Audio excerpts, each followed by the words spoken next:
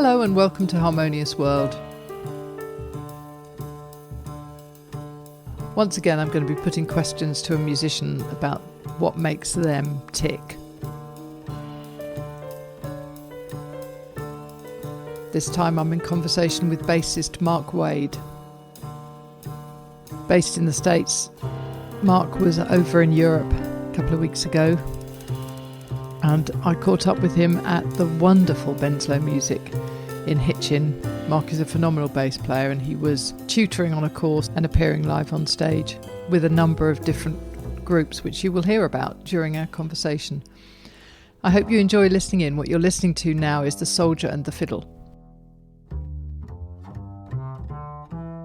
And this is taken from Mark's latest album, True Stories. I hope you enjoy listening to my conversation with Mark.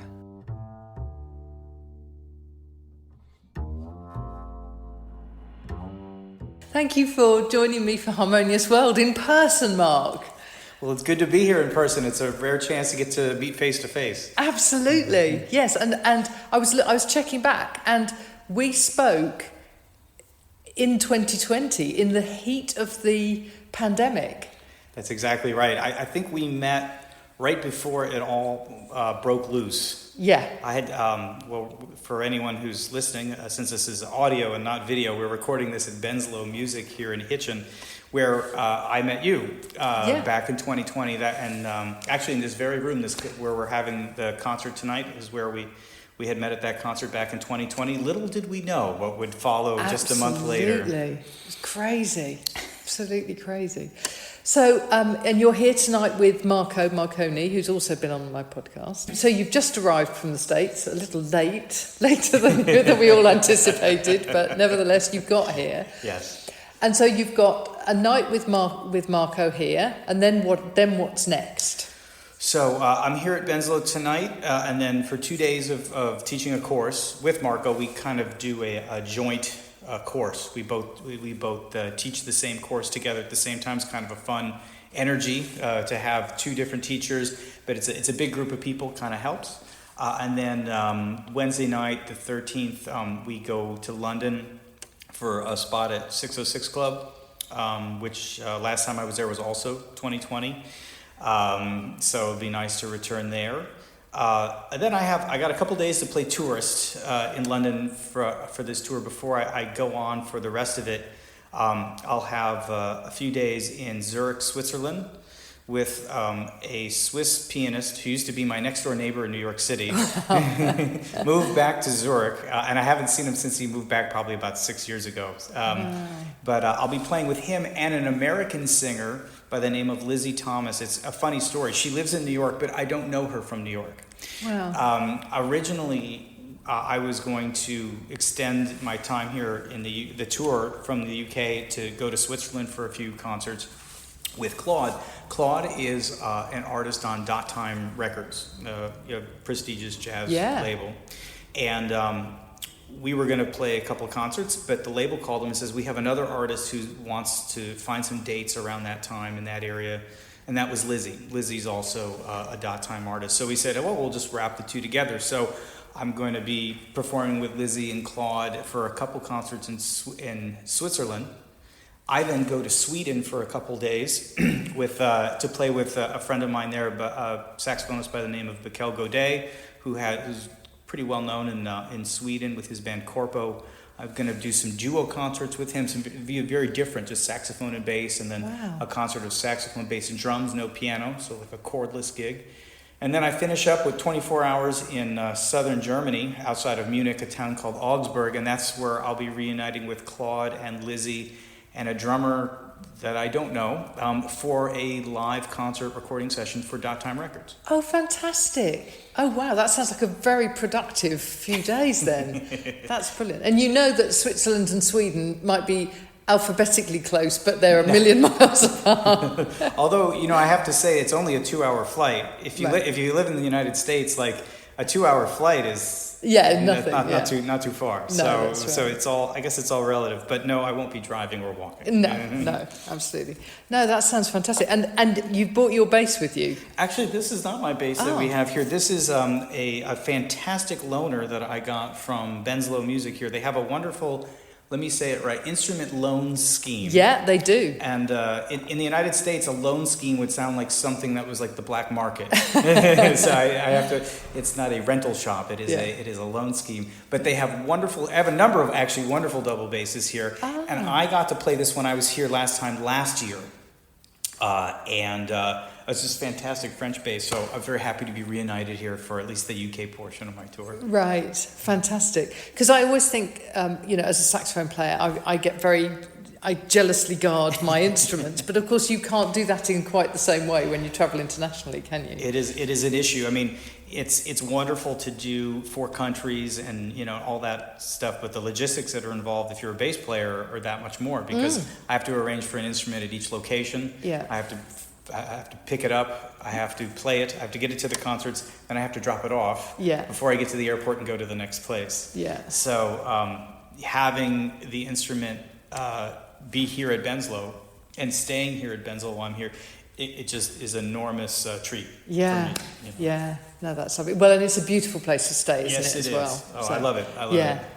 Yes. It's like a little haven of tranquility, and we're trying to promote it more in Hitchin, because actually a lot of people, they may have heard of it or they may have come up here when they were children and done musical activities and things, but they don't know the wonderful things that go on here.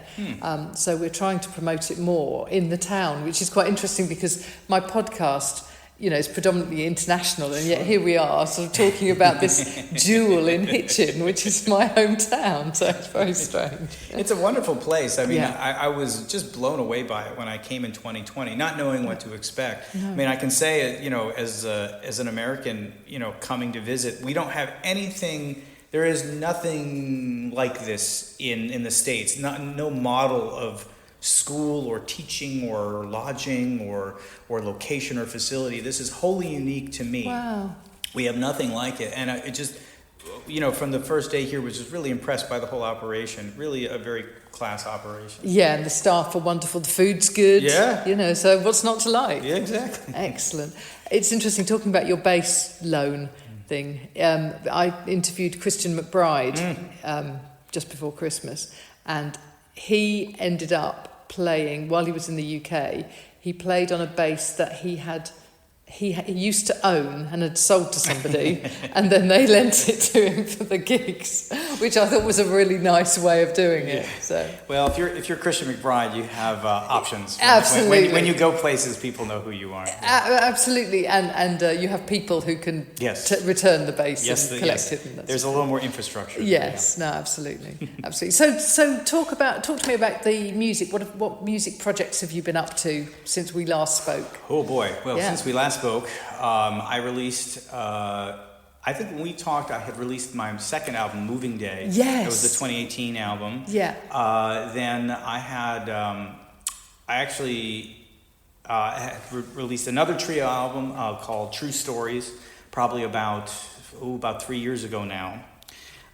That's another one with my same lineup that we've had together. Tim Harrison, who's a UK native, been living in New York now for quite a while, married a woman from Texas, and my drummer Scott Newman. The band's been together now for over 10 years, believe it or not. Wow.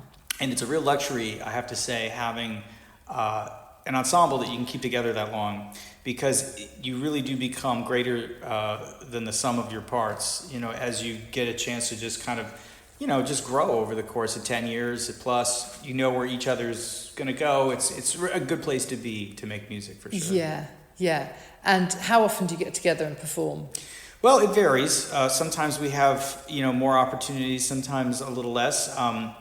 We've been lucky to be in the rotation in a club just outside of New York in Madison, New Jersey.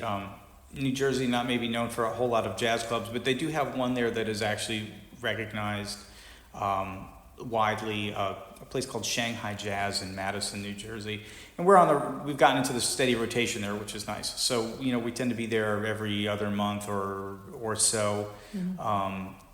But a lot of the other things are just kind of catch as catch can. But actually, we do work a fair amount, and we keep going. We have a performing arts center coming up that we're going to be playing in south of Baltimore, Maryland next month, as well as a few other things. So it's always a good day to be a band leader when you can keep your band going that long. Yeah, that's really good. And you've been playing with Marco for 4 years now. Oh, and actually even before that, because the 4 years ago was the first time we were here in the UK. But the first time I played with Marco was actually, I think, probably 2 years prior to that. 2 or 3 years prior to that. I'm not. It's hard to remember now. I had I split a short tour with the gentleman who I'll be going to Sweden with, Mikhail Godet. We shared a tour in a concert in Belgium and a concert in Paris, and I needed musicians that were a little more local than New York City. Yeah. And so I had gotten connected to Marco through a mutual friend who is another British expat living in New York, not in New York, actually way up in northern Maine, one of the most northernmost parts in the continental United States. But she runs a very successful radio station, Anthea Redmond. They have Jazz Bites Radio, and they widely listened to on the internet anyways. Right. And she knew Marco, and she knew me, and she kind of connected us. And so I had hired Marco and a friend of his who's no longer here to play those concerts. And, so our partnership goes back at least 6 years. He's been a good friend. He's really helped me organize things here in the UK. Mm. Yeah, he's an incredible pianist and a showman as well. I mean, he's a great performer, isn't he? Yes, Marco is a constant ball of energy. Yeah, yeah, absolutely. We're very lucky to have him living so close as well. Absolutely. Because he teaches quite a lot and, all the rest of it. So this course that you're doing here at Benslow, what format is it taking? What instruments have you got? So this course is, it's playing the jazz repertoire, right? So it's a course just devoted to getting people, more familiar, more comfortable with playing jazz. Mm-hmm. And the instrument, it's open to all instruments and to a lot of different levels. So we get kind of a wide range of folks.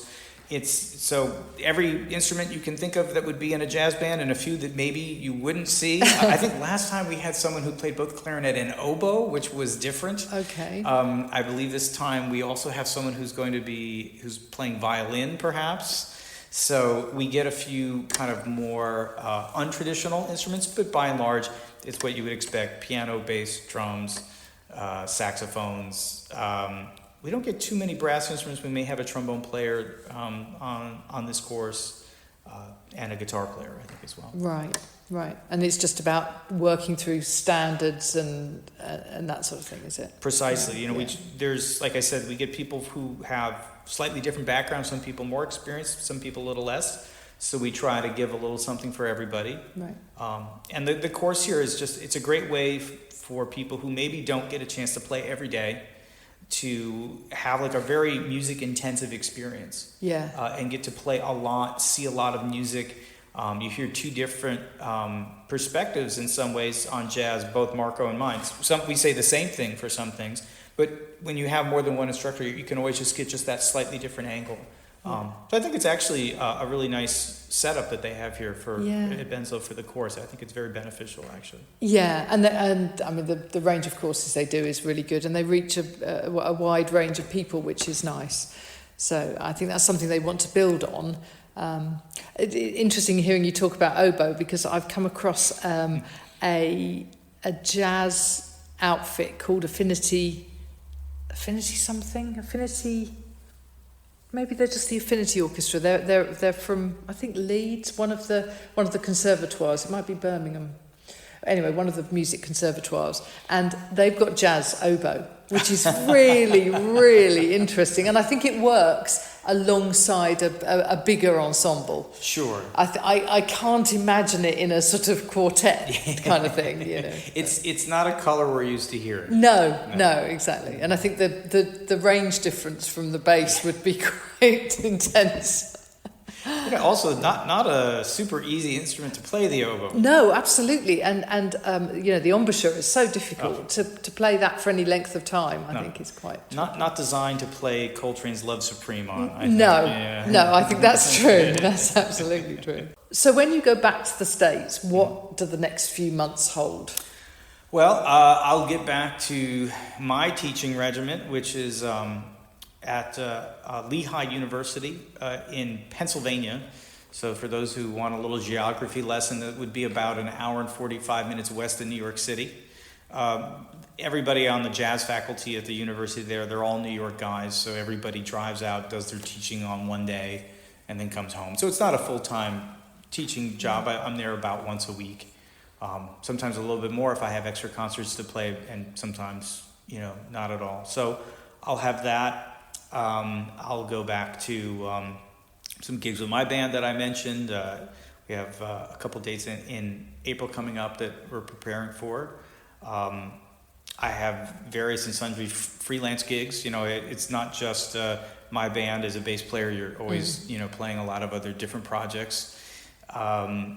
And including, and I play classical music as well. I play for the Bronx Opera. People don't realize there is a Bronx Opera company, but it's been there 55 years. Wow. I remember us talking about this in the first podcast episode you were in. Yeah. And I find that fascinating because I think bass is one of those instruments that actually classical composers often used and use the bass in exactly the same way that jazz composers do. You're that steady, roots along the bottom that we need in all kinds of music. So that's really interesting. Yeah, so it's there'll be plenty of stuff to go back to for sure. And but if you're in this line of work, you never really know what the next day may hold because the phone rings. Well, actually these days nobody calls anymore. It's just text messages or email, I suppose. But you get the message about, can you do this? Can you do that? Can you be here? Can you be there? And that's the excitement of it. Sometimes the anxiety of it, but it certainly doesn't lead to a boring existence. That's for sure. Absolutely. It's interesting coming back again to my conversation I had with Christian McBride. He said exactly the same thing. I mean, he was finishing 3 nights at Ronnie Scott's and he said, I don't know what's next. And you think, well, for somebody that's, at the level that you guys are at, where you're the go-to guys, and for you to be saying that, what does it mean for everyone else, well, I suppose, absolutely, And, Christian's obviously busy. He's a very in-demand guy. He's, a lot of people... Everyone knows about his big projects, but people don't realize how many other, say, smaller projects that don't get quite the same level of attention that he plays on. It's amazing. I've subbed for people's bands, and so check out this track. You'll learn this track. Oh, Christian McBride's on this one. Right. Oh, Christian McBride's on that other one. So people like that, they can get around. But no matter what, I mean, I think that no matter what level you're at.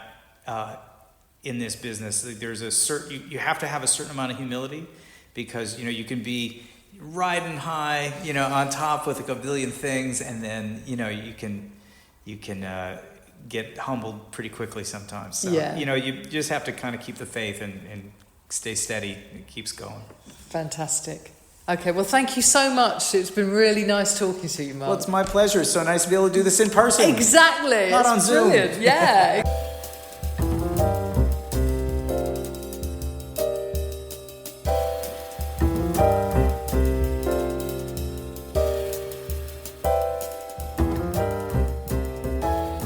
I hope you enjoyed listening to that conversation with Mark Wade. We were at Benslow Music in Hitchin, Hertfordshire, which is close to where I live. And it was really good as we both agreed to talk in person. And I'm doing more and more of those now, which is really, really interesting. And I have some great guests lined up, which if you're a subscriber, you will know about in advance. So if you want a little cute key ring and a bit of inside information about who's coming up and who I'm interviewing next, then hit the subscribe button, which you will see in the show notes. What you're listening to now is At the Sunside, which is also from Telling Tales by Mark Wade.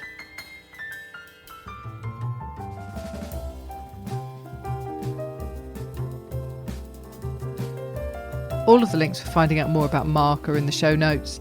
And please do get involved. Let me know what you think about the show. And I hope you have a really, really good week and share a little of what you are good at. Thanks for listening.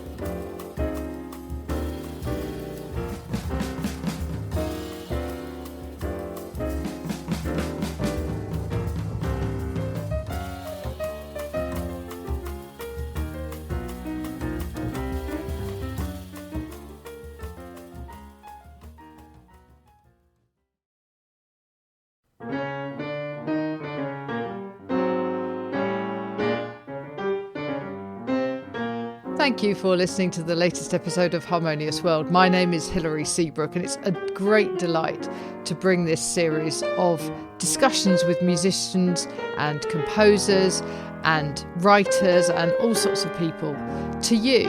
Obviously, there's no point in having a podcast if people aren't listening, and I'm very grateful to my listeners for doing so. Thanks also to Joe English for composing and performing this new theme tune. So wherever you get your podcast, you can leave a review.